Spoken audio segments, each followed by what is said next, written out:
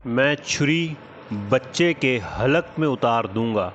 अभी ये छोटा है और इसे तकलीफ़ भी नहीं होगी और इस तरीके से बाल देवता हमसे खुश हो जाएगा और हमारी गुर्बत ख़त्म हो जाएंगी। जी, ये स्टेटमेंट था एक बाल देवता के मानने वाले का, क्योंकि बाल देवता हिस्ट्री में एक ऐसा देवता गुज़रा है कि वो बच्चों की कुर्बानी मांगता था। छोटे बच्चों को उसके सामने लाकर कुर्बान किया जाता था और पुजारी छोटे बच्चों के जिस्म से निकले हुए खून से बाल देवता के पाँव धोता था। जी, आइए आज हम इस जालिम देवता के बारे में बात करेंगे कि ये कौन था, कहाँ से आया, क्यों आया, किन एरियाज़ में था, क्यों लोग इसकी पूजा करते थे, क्यों वो अपने बच्चों से भी ज़्यादा इसको इम्पोर्टेंट देते थे, और इसकी बाकी ज़िंदगी, इसकी जंगें और इसके बारे में कुछ इंटरेस्टिंग फैक्ट आइए मैं आपको बताता हूँ। लफ्ज़ बाल का जो शब्द बाल है, इसका मतलब है लॉर्ड या मास्टर या एक ताकतवर तरीन शख्स। इसके जब भी आप ये प्रतिमाएँ, इसके ये बने हुए मुजस्मे देखेंगे तो आप देखेंगे कि इसके हाथ में कुछ पावर जैसा, कुछ स्ट्रॉम जैसा है, कुछ तूफ़ान जैसा है, क्योंकि इसको तूफ़ानों का बादशाह, बारिश का बादशाह, ज़रखेज़ी यानी कि फर्टिलिटी का बादशाह और ओवरऑल मौसम का बादशाह कहा जाता था। ये किनान, जी हाँ, वही किनान जहाँ पर हज़रत यूसुफ़ अलैहिस्सलाम रहते थे, हज़रत याकूब अलैहिस्सलाम रहते थे, उस एरिए का ये देवता है जो मौजूदा शाम के अंदर आ जाता है।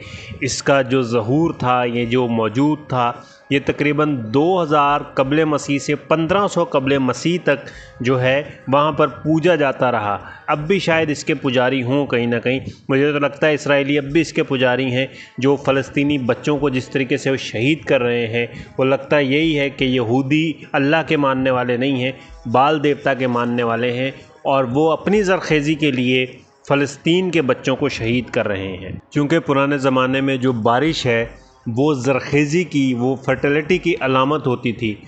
तो जिस देवता के हाथ में बारिश बरसाना होता था, चाहे वो अपने आपके बच्चों की कुर्बानी ही मांगे, लोगों के बच्चों को खा जाए, लेकिन लोग उसकी पूजा करते थे। और उसका ये कल्ट, ये जलील कल्ट पूरे एशिया, ऑलमोस्ट एशिया और कुछ अफ्रीका के हिस्सों में फैलता चला गया। और बारिश बरसाना, ये उसके हाथ में होना, बेसिकली तो ये लोगों का बिलीफ था, यही उसकी ताकत थी, इसीलिए उसको पूजा जाता था। और उसके बारे में कोई ऐसी मिथ मुझे नहीं मिली कि जिसकी वजह से उसको पूजा जाता हो।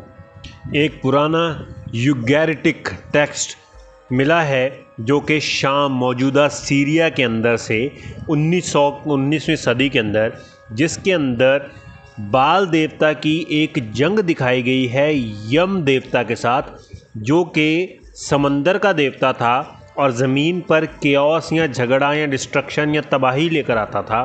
तो बाल देवता की इसमें अच्छाई बताई गई है कि बाल देवता ने यम देवता को, जो केओस का देवता था, जो झगड़े का देवता था, उसको शिकस्त दी थी।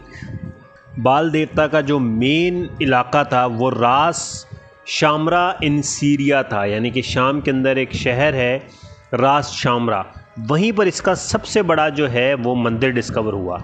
इसके अलावा इसके बहुत सारी जगहों से बहुत सारे मंदिर टायर शहर में निकले, सिडोन शहर में निकले, कारथेज शहर के अंदर निकले। तो बहुत सारी जगहों पर इसके बहुत सारे मंदिर थे, यानी इसकी जो पूजा है वो बहुत सारे इलाकों में की जाती थी। उस दौर के जब बाल देवता की पूजा होती थी, आम किसानों की ज़िंदगी इस तरह की होती थी कि वो सुबह उठते थे, बाल देवता पे कोई चढ़ावा चढ़ाते थे, यानी कि बच्चे की कुर्बानी तो बड़े इवेंट पे दी जाती थी। नॉर्मली कोई, जैसे हम चलते हुए फ़कीर को कुछ दे जाते हैं, तो उस टाइम बाल देवता को कुछ खाने पीने की चीज़ें दी जाती थी, जो जाहिर सी बात है उस वक्त के पुजारी खा जाते थे। बच्चों की कुर्बानी की वजह से जो हिब्रू के अंदर बाइबल लिखी हुई है, उसमें बाल देवता की जो पूजा है उसको कंडेम किया गया, मना किया गया। वैसे भी जो बाइबल है वो गॉडिक यानी कि अल्लाह की तरफ से आया है, तो अल्लाह अपने अलावा किसी की भी पूजा करने से मना करते हैं। इसके पैरोकारों के अंदर या इसके पुजारी, पूजा करने वालों के अंदर नॉर्मली केनान के लोग थे, फिर सेमेटिक पीपल जितने भी थे, यानी कि जो सेमेटिक यानी ये मिडल ईस्ट वाले थे, पुराने अरब, ज्यूज़, अकेडियंस, केनानी, तो ये सारों को सेमेटिक रीजन के लोग कहा जाता है। और इनके जो लोग थे वो इस बाल देवता की जो है पूजा करते थे। फिर जो बाल देवता की ज़िंदगी के बारे में है कि उसकी जो बीवी थी उसका नाम अनत था और वो गॉडेस ऑफ लव कहलाती थी। एक तो अनन्ना गॉडेस ऑफ लव है, एक ये भी गॉडेस ऑफ लव या वॉर कहलाती थी। फिर इसके अलावा एक ग्रीक गॉड है ज़्यूस और एक रोमन गॉड है जुपिटर।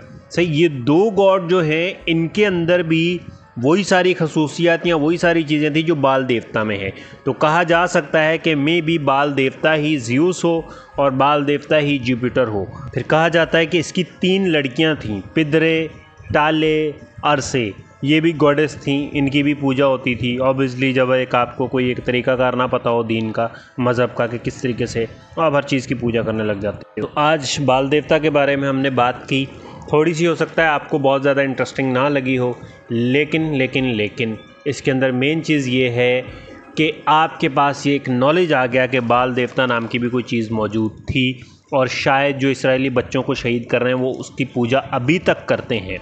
और मैंने एक 60 वीडियोस के ऊपर एक पूरी सीरीज़ बनाई है, वो तकरीबन सारी पुरानी सिविलाइजेशन को, यानी बिफ़ोर कार्बन डेटिंग की सिविलाइजेशन को कवर करेगी। ठीक है, तो आप जैसे ही मेरे 1000 सब्सक्राइबर करवा देंगे, इसको सब्सक्राइब करके मैं उसको अपलोड कर दूंगा और उसको देखने के बाद आपको पुरानी सारी सिविलाइजेशन, टाइम ट्रैवल, एलियन का ज़मीन से कनेक्शन सब मिल जाएगा। तब तक के लिए माशाल्लाह।